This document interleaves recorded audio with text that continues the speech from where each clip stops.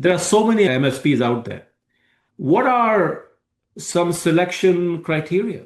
How do I know that organization is the right fit? What are some of the questions I should be asking, or what are some evidence that I should be looking for? Yeah, of course. I mean, there's thousands and thousands of MSPs out there. So when you're looking for an MSP to support you and your business, number one, see their track record. Even ask to speak to some of their current clients, maybe of the same size as your organization, maybe of the same industry, because even though you're a small business, you might be in a regulated business that needs to be controlled in a certain way. So talk to the customers, get the feedback, see if they're responsive, see if they've actually had to deal with an incident response situation, because a lot of MSPs are IT first. And then a lot of them had to sort of build the security muscle. So look for the folks that either has security folks in-house or that they have security experience. What are some of the stories that they can tell you about protecting customers? What are some of the assurances? Have they worked with cyber insurance programs in the past? What does that look like? Just by asking these questions, you'll be able to sniff out whether an organization really can support you and you can really just set and forget, or the ones that may not be able to deliver what they're trying to sell you. Welcome to the Cybersecurity Readiness Podcast Series with Dr. Dave Chatterjee. Dr. Chatterjee is the author of the book Cybersecurity Readiness, a holistic and high-performance approach, a Sage publication. He has been studying cybersecurity for over a decade, authored and edited scholarly papers, delivered talks, conducted webinars and workshops, consulted with companies, and served on a cybersecurity SWAT team with Chief Information Security Officers. His work on proactive cybersecurity has been featured on USA Today. Dr. Chatterjee has been a tenured professor at the Terry College of Business at the University of Georgia. As a Duke University visiting scholar, Dr. Chatterjee teaches in the cybersecurity programs at the Pratt School of Engineering. Hello, everyone. Welcome to the Cybersecurity Readiness Podcast Series. I'm your host, Dave Chatterjee. We are at a pivotal moment in cybersecurity. Artificial intelligence is not just accelerating threats, it's fundamentally reshaping how those threats are conceived, executed, and scaled. Attackers are no longer constrained by time, skill, or resources in the way they once were. With AI, they are faster, more adaptive, and increasingly unpredictable, which raises a critical leadership question. Are our security models evolving fast enough? Or are we defending against yesterday's threats? I can't think of a better person to opine on this very significant topic. He is none other than Mr. Chris Cochran, Field CISO and VP of AI Security at the SANS Institute. Chris, a very warm welcome to you. I'm delighted and honored to have you on the podcast. Oh, thanks for having me on, Dave. It's going to be exciting. Excited for this conversation. Me too. So, Chris, before we get into the details, share with the listeners a bit about your professional journey. What led you to where you are doing what you're doing today? Yeah, so I would say I've been a lifelong technologist, but my career really started in the United States Marine Corps doing technical intelligence at the National Security Agency. I went to United States Cyber Command when that stood up, leading a team doing what we would now call threat intelligence. I had a startup doing threat intelligence capability building. We did it for the House of Representatives, for financial services. I did a round robin of some consultancies, spent some time at Mandiant doing incident response and security operations. I led threat intelligence at Netflix for a little while. And ever since then, I've been split between this communication aspect of my career and then also the actual leadership and strategy aspect of my career. And so now I'm at SANS, where I have the privilege of being able to be externally facing while I'm speaking to people about their strategy, about artificial intelligence, about security. But then also internal to SANS, I still get to stay close to the technology and the strategy myself. So I'm in a great spot and happy to be here and excited to talk about this because I think it's such an important thing to discuss. Absolutely, absolutely. And yes, I believe you are in a very exciting spot and you have all the right credentials, the right kind of experiences, and that's fantastic. So let's begin by getting your thoughts on what is changing most dramatically in the AI threat landscape today.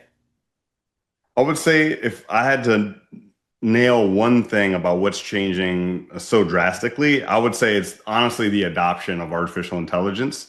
It is not anything like I've ever seen because it's been a very short amount of time where we have folks that are really focused on getting AI deployed inside an environment. I actually just did a live stream not too long ago where we were examining a survey, and the survey surveyed 300 or so CISOs at enterprise companies, and it was 100% adoption rate across the board. And I've never seen a technology at 100% adoption rate this fast. So that goes to show you that number one, it's an exciting technology, but the problem is we kind of put the cart before the horse. And so now we're having to retroactively understand, what does this mean from a threat intelligence perspective? What does this mean from a security perspective? And now those are the situations we're dealing with.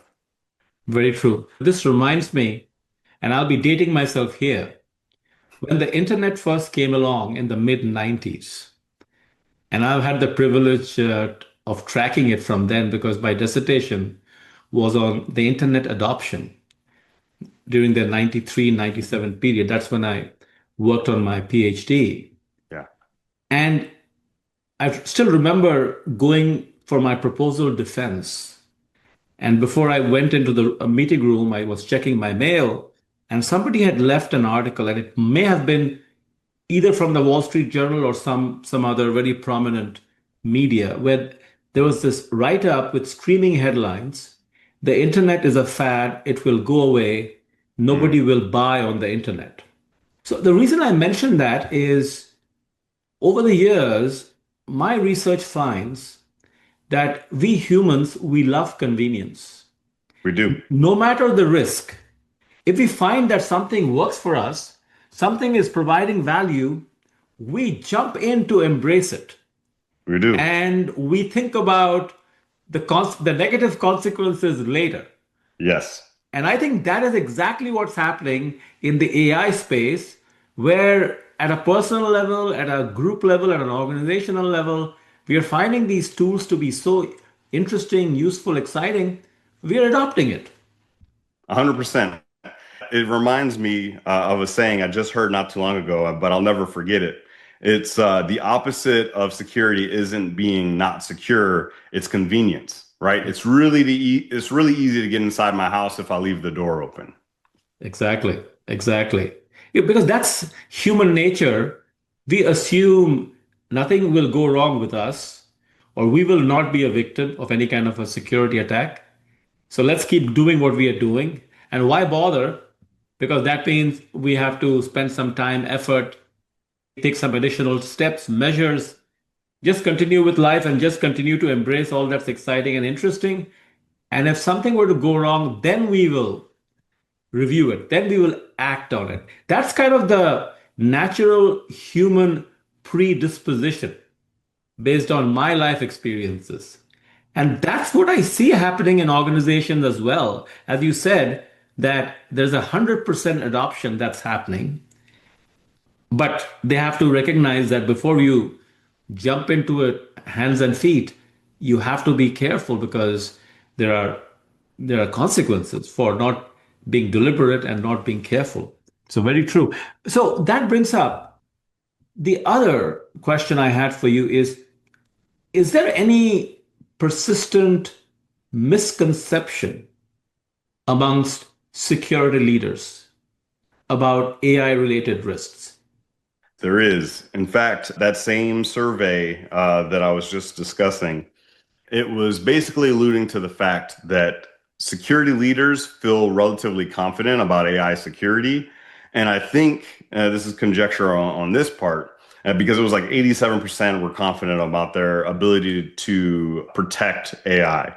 And I think it was a misunderstanding because I think a lot of security leaders, obviously, they're fighting fire to fire. But the main thing that I see is that they believe that their conventional solutions and compensating controls are going to cover all of the attack surface of artificial intelligence. But that's just not the case. There are so many little things that artificial intelligence brings on from a risk perspective that you have to really think about how you're going to protect the organization from the vulnerabilities and the threats that AI brings on. So, for example, when you go through third-party risk analysis, right? You go, you do your checks, you say, hey, do you have your SOC 2? You tell me about the last time you all had a pen test. What do you have a bill of materials that we can look at? But then 10 years later, all of a sudden, this same vendor introduces an AI capability. Now that changes the attack surface, that changes the capability within the organization. How many of these organizations are actually going back through the backlog of the vendors that they've already brought on to now reanalyze the relationship to understand all of the threats, all of the vulnerabilities that they might be bringing on by leveraging AI? Very true. In fact, I'd like to chime in on that. As you correctly said, the attack surface is no longer just technical, Hmm. it's also cognitive. Yeah. AI has fundamentally changed the attacker's economics. What used to require skilled human operators can now be automated at scale. Hmm. Whether we are talking about reconnaissance, whether we are talking about social engineering, script writing, Right. voice impersonation, and last but not the least, adaptive real time interaction.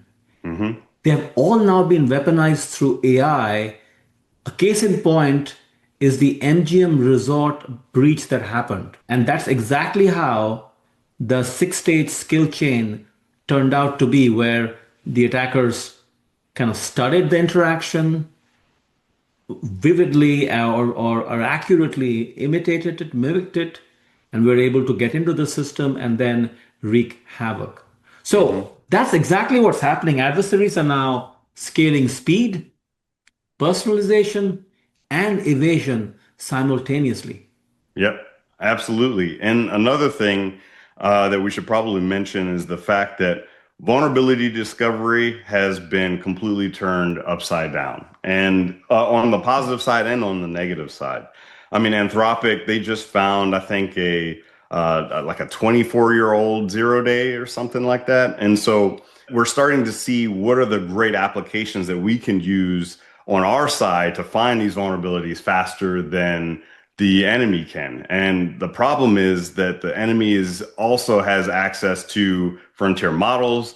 Maybe they don't have access to Project Glasswing, which I think is very right for Anthropic to protect. Because if someone got access to that and they wanted to use it for a malicious means, they would be able to find vulnerabilities a lot faster than we'd be able to patch them. So these are the things that keep me up at night. I tend to say that I feel like the automated attacks that Anthropic talked about at the end of last year, well, it was met with mixed feelings, right? Some folks felt like it was just more of the same, but automated. And then other folks felt like that this was like the end of days. And I felt like I saw something slightly different. I saw that this was the tip of the iceberg because I can see a world in 3, 6, 9 months, a year, 2 years, a world in which there are malicious agents operating in perpetuity, tens of thousands, if not hundreds of thousands, looking for targets of opportunity, trying to undo our work. And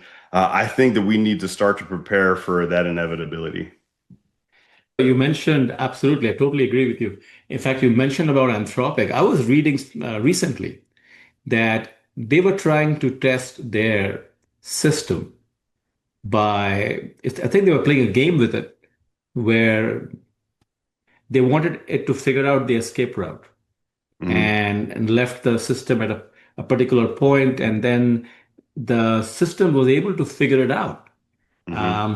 And essentially, that was their way of communicating that the systems have become so sophisticated that they will be able to not only identify existing vulnerabilities, but also create new vulnerabilities to defend against that, where the attackers are, that is the job of the attackers. They're always looking for loopholes. Right. Whereas regular organizations, they are in the business to produce stuff, airplanes or tires or shoes.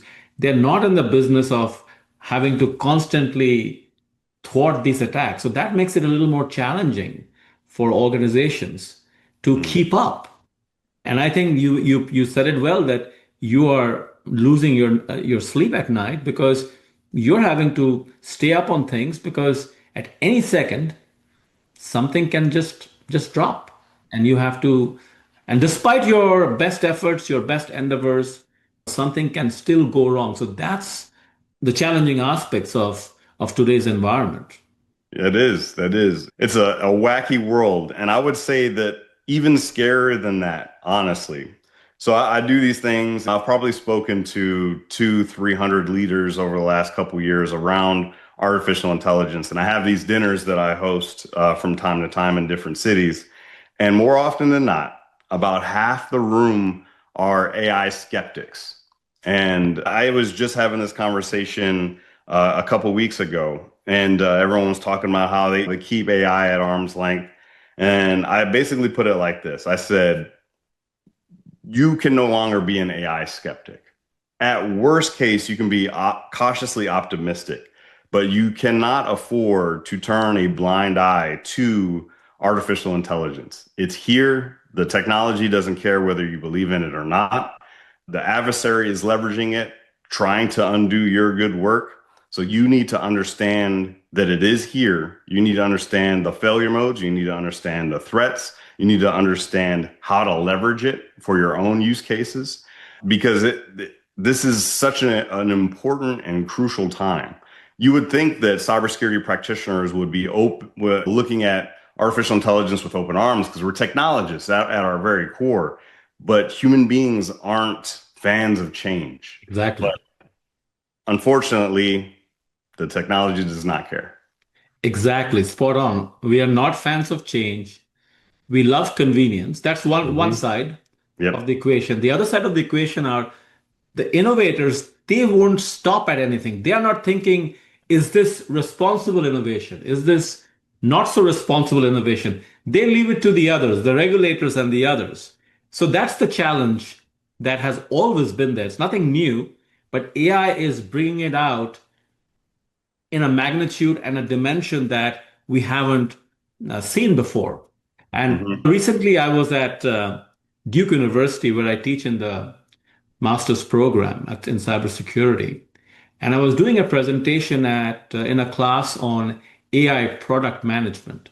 And I used an example. It was a hypothetical example, but it does mimic reality. I called it the agent desk. It's an AI enabled autonomous customer service agent Yeah. that is deployed by this e-commerce company, which makes decisions, takes real world actions, operates autonomously towards a goal. And the scary part is it takes action without human intervention. Hmm. So when you are faced with this kind of a scenario, and it is happening more and more, in fact, as you know very well, agentic AI enabled enterprises is growing Hmm. exponentially. Yes. In fact, the other day, a colleague of mine, he said, Dave, have you heard of a platform or a tool called Paperclip? I said, no. He says, well, that's the kind of tool that is allowing one individual to run a major enterprise using agentic AI to enable most of the organizational functions. And so think about it. It is not a question of if, it's a question of it's happening and we have to get on board. We have to recognize the risks that come with the use of AI, especially Hmm. when AI is able to take action without human intervention. Right.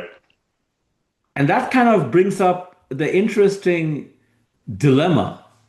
Not dilemma, it's a reality that so where does humans feature in protecting the enterprise in light of the evolution of the AI threat landscape, in light of the emergence of very sophisticated AI enabled threat detection and remediation tools?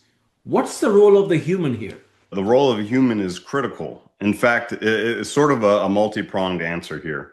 Because number one, I feel like humans are essential. We have to keep a human in the loop because as great as the technology is, it isn't perfect. It is a probabilistic solution. It's a probabilistic technology. And therefore, every time you put an input in, the expected output is not determined. You can't ensure that you're going to get the same output. So therefore, you have to have additional checks to ensure that, number one, the output is what you want it to be, that you want the actions that you wanted the agent to take are in alignment with your policies and your procedures and your goals. You have to also look at it from the perspective of, if there is this autonomous storm that's coming, what can we do to prepare? And I like to break it down into these different buckets. The one bucket is that we have to get our houses in order. There have been too many things that we have let go on for way too long. We never quite nailed the asset management aspect of our job. We never quite nailed the identity portion of it. We never got the workforce identity portion. We never really nailed the non-human identity portion of it. And then we wanted to bring agentic identity to the mix. And that's confounding so many people across the entire globe. And then we have to start to consider, what are the ways in which we protect artificial intelligence in our organization? How do we utilize artificial intelligence for security? And then how do we govern it in the best possible way to ensure that we balance innovation with safety and security? So that's sort of how I look at it, because we need the people in the roles. We get these pitches and we see the marketing of vendors saying, hey, we're going to be able to replace your level 1 roles. Number one, the technology isn't there yet. It doesn't have the capability to replace a human being. I mean, the last stat I saw is that I think Manus was probably the best at replacing human activities. And I think it was at an 8% margin, which is minuscule compared to what a human being could do. And the other thing is that if you try to replace all of your level 1s, sure, if it had the capability and you replace your level 1s, but then if you're thinking longer term, where are your level 2s going to come from? Where are your level 3s, your leaders? You then create a workforce problem if you start to replace folks. But so from my perspective, you need to have humans in the loop, right? Automation is great. Artificial intelligence is great, but there's still human discernment that's needed when it comes to accepting risk, when it comes to making decisions. You have to have humans in the loop. Absolutely.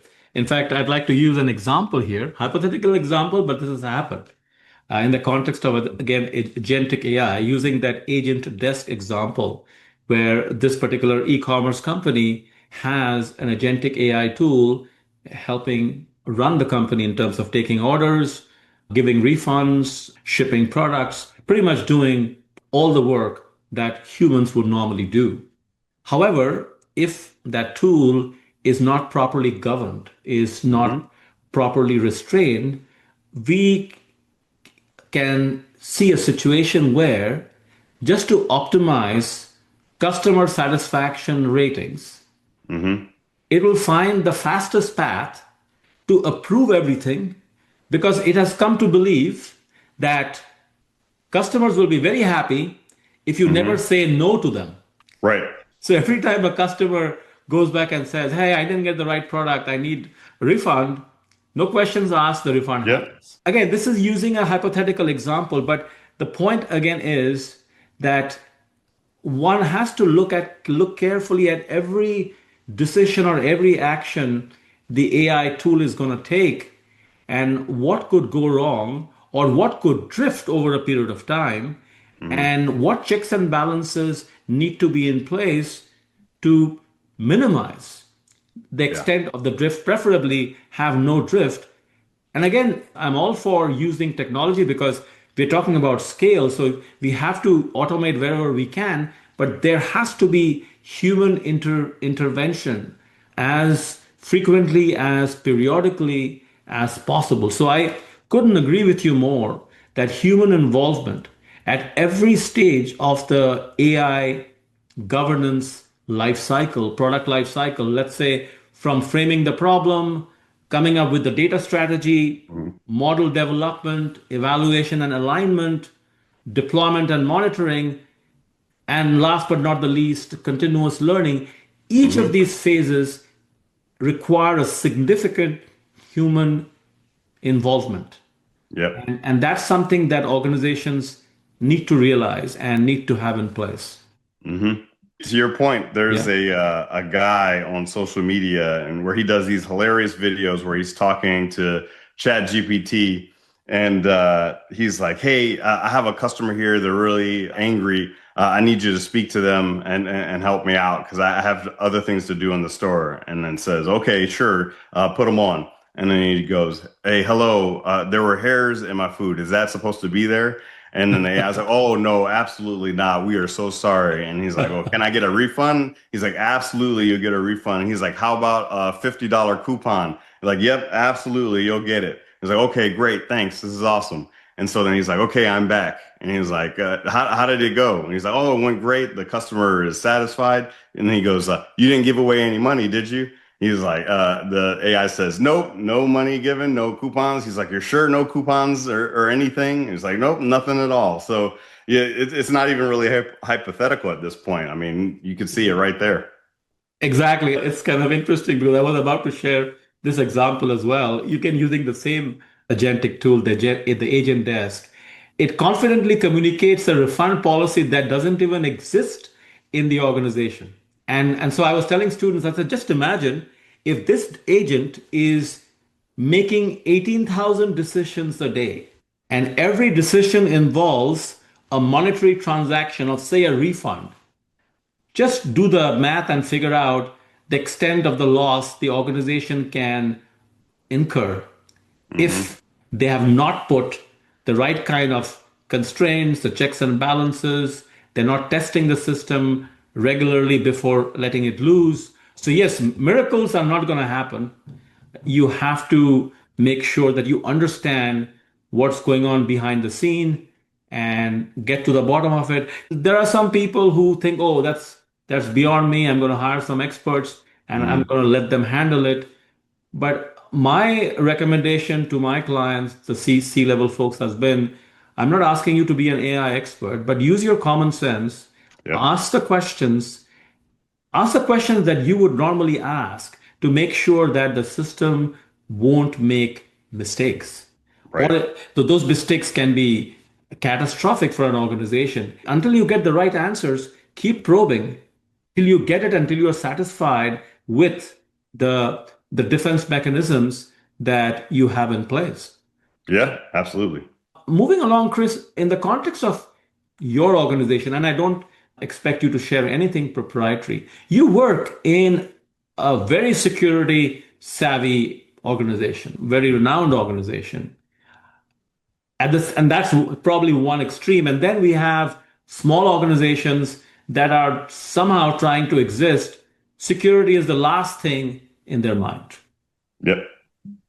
So, what advice would you have for those kinds of organizations that are resource constrained, that don't have in-house capabilities like your organization?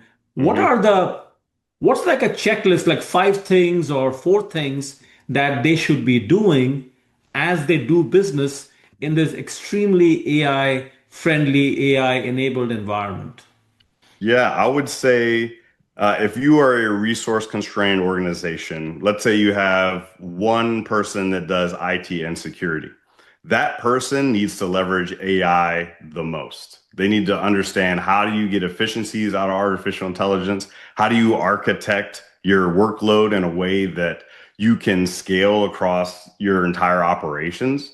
And so you really need to start to leverage it, figure out, hey, what are the best use cases that I can start to offload a lot of the daily tasks, a lot of the mental cycles to AI so that you can start to shore up some of the tasks that you have to do on a day-to-day basis.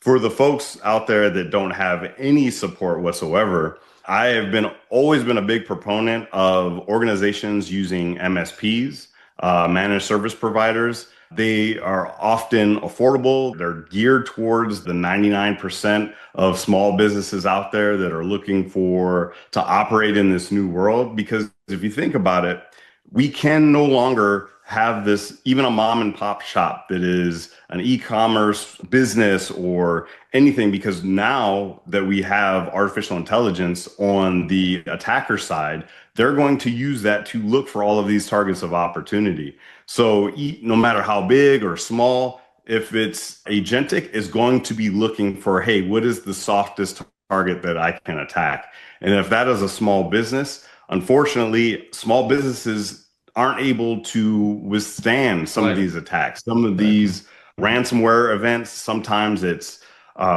extortion events where this could really close up shop for an organization. So I would say leverage partners, use artificial intelligence to the best of your ability to protect yourself. And yeah, I would say those are the two biggest things you could probably do. Well said. In fact, I want to reiterate what you just said. To all those who are listening, who are involved in smaller organizations, lack the necessary in-house resources, you are as much of a target as any other organization. So being small, being resource constrained, unfortunately, it's not going to help. You have to have as much of a strong, robust security posture as any other organization. And to Chris's point, leveraging resources such as the managed service providers is definitely the way to go. And I'm going to come back to Chris again and ask, so Chris, when I am trying to, let's say, there are so many MSPs out there, what are some selection criteria? How do I know that organization is the right fit? What are some of the questions I should be asking, or what are some evidence that I should be looking for? Yeah, of course. I mean, there's thousands and thousands of MSPs out there. So when you're looking for an MSP to support you and your business, number one, see their track record, right? Even ask to speak to some of their current clients, maybe of the same size as your organization, maybe of the same industry, right? Because even though you're a small business, you might be in a regulated business that needs to be controlled in a certain way. So talk to the customers, get the feedback, see if they're responsive, see if they've actually had to deal with an incident response situation. Because a lot of MSPs are IT first, and then a lot of them had to sort of build the security muscle. So look for the folks that either has security folks in-house or that they have security experience. What are some of the stories that they can tell you about protecting customers? What are some of the assurances? Have they worked with cyber insurance programs in the past? What does that look like? Just by asking these questions, you'll be able to sniff out whether an organization really can support you and you can really just set and forget, or the ones that may not be able to deliver what they're trying to sell you. Absolutely, absolutely. In fact, along those lines, I'd like to share with listeners as well of the framework that I like to use to guide organizations in their journey as far as AI and cybersecurity governance goes. I have developed this framework. It's been empirically validated. It's called the CPD framework: commitment, preparedness, discipline. Intentionally, I kept the label very user-friendly because you can relate to it. But each of these pillars are associated with several success factors. Without going into the details, a couple of things that I wanted to share, that the CPD framework offers a very holistic approach to cybersecurity governance. Traditional frameworks such as the NIST, the ISO 27000s, and others of the world provide you with great value. They tell you what controls to implement, how to implement. What CPD does, it guides you to build the environment where those controls succeed consistently. And it goes beyond the technical. For instance, under the commitment pillar or the commitment dimension, we're talking about gauging or making sure the senior leaders are actively involved, making sure organizational members, partners are doing their part, making sure when you hire a CISO, and again, now I'm gravitating to larger organizations, but this framework applies to any organization of any size. When you're trying to hire a CISO, make sure you suitably empower the CISO so the CISO can be effective and not become a scapegoat. So that's commitment at a high level. And then preparedness is about having all those control mechanisms, process mechanisms, resilience mechanisms in place so you can achieve the security objectives. And the third pillar, which is probably the most critical of all, is how do you sustain it? How do you sustain a certain security trajectory, a certain security posture? You are not going to be able to sustain it if you don't have discipline built into your process architecture, into your technical architecture, into your human architecture. What does that mean? We're talking about real-time audits. We're talking about real-time security drills. We're talking about constant monitoring and immediate action. We're talking about continuous learning. So several things have to happen on a continuous basis to keep the organization informed, ahead of the curve, and constantly looking inward as well as looking outward to make sure that they are never caught napping when it comes to all these evolving security threats. I don't know how much you're aware of the CPD framework, Chris, but I just wanted to put it out there. No, I love that framework. I think it's fantastic. I mean, if you follow CPD and you take it to heart and you actually put it to use, I think it'd be good for a lot of organizations out there, 100%. Well, I appreciate that kind word.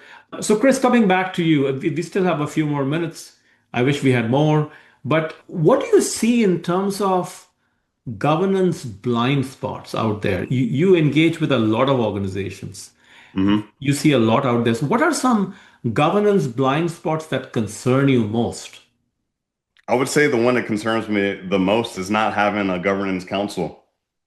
Most organizations, especially if you're, I would say, commercial enterprise grade organizations, if you don't have at a minimum, even if it's just an AI governance council, I think that if you don't have that, you're going to have a lot of issues. Because if you think about it, AI has so many stakeholders in an organization, right? Because there's a lot of top-down pressure for folks to leverage AI.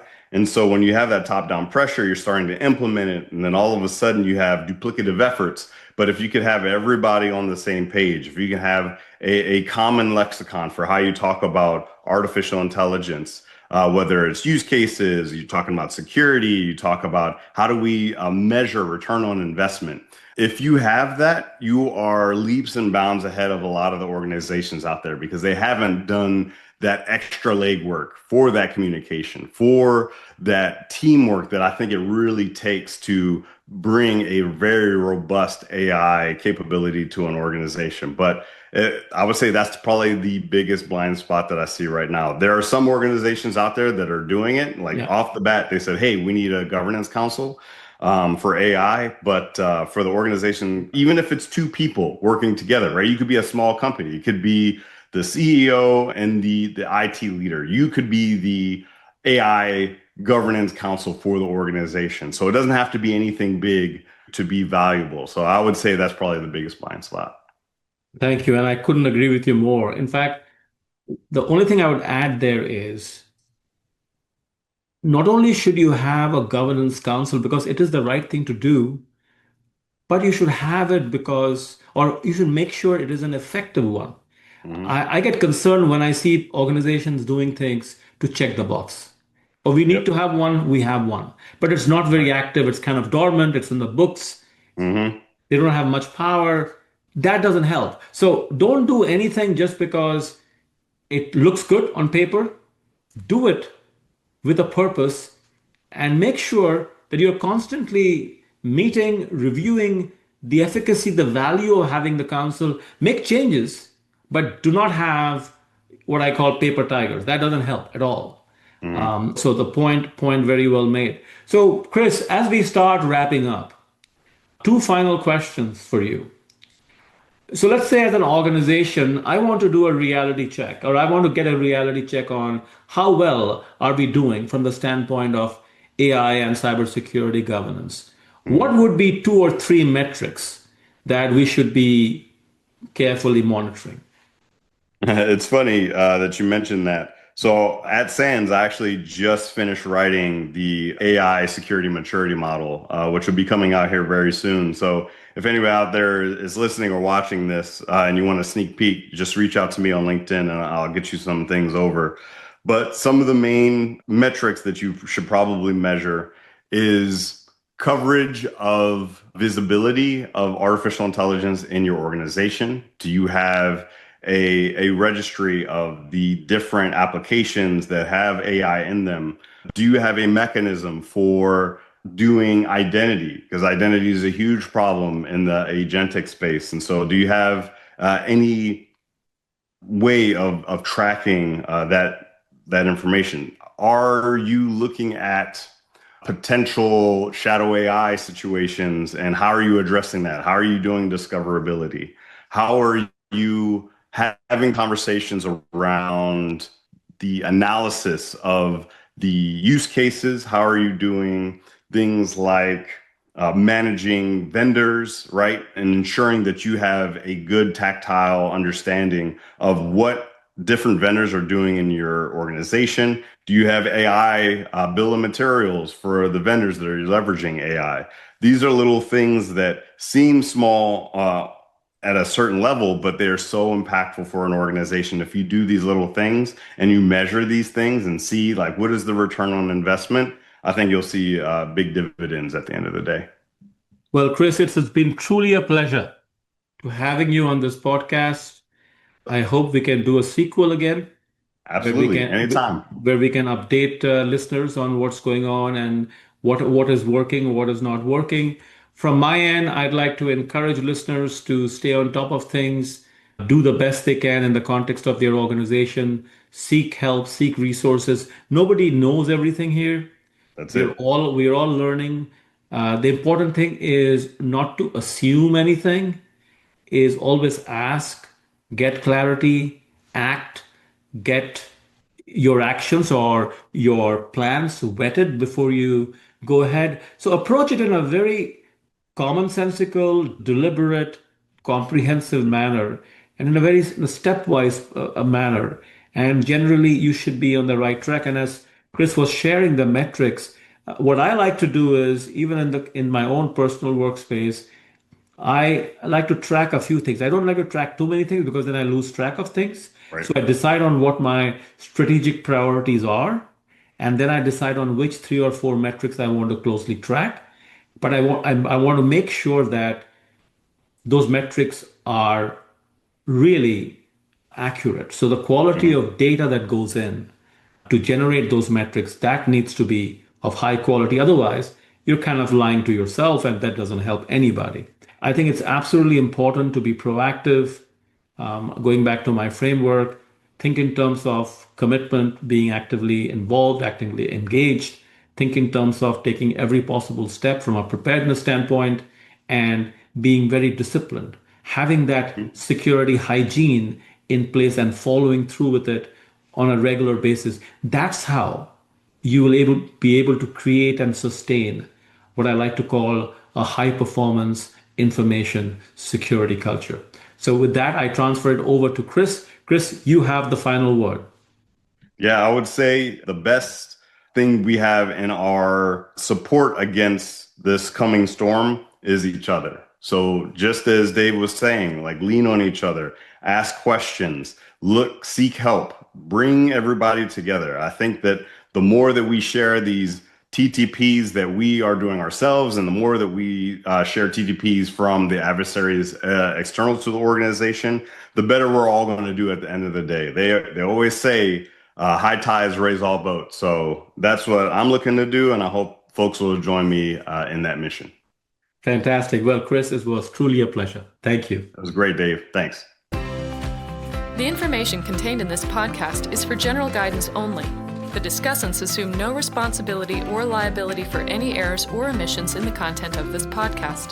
The information contained in this podcast is provided on an as-is basis with no guarantee of completeness, accuracy, usefulness, or timeliness. The opinions and recommendations expressed in this podcast are those of the discussants and not of any organization.